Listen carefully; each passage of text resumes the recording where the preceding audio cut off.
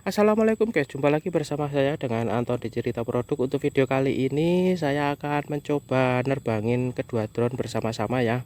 Nanti akan pakai fitur follow ya. Nah ini aku akan bersepeda ya, nanti di totke atau diikuti sama kedua drone ini, Dji Neo 1 dan Dji Neo 2 ya. Nah seperti apa nanti kalian bisa lihat perbandingan hasil kameranya dan tracking AI-nya itu bagus yang mana, yang ini atau yang ini. Oke ya guys ya, lanjut aja ya, langsung aja. Di sini saya pakai resolusi yang sama ya, 4K 30 fps ya. Oke, dan settingannya ini ada beberapa yang berbeda. Untuk fitur follow, sedang, tinggi, dan juga jauh tinggi ya, biar tidak bertabrakan. Oke langsung aja ya guys ya.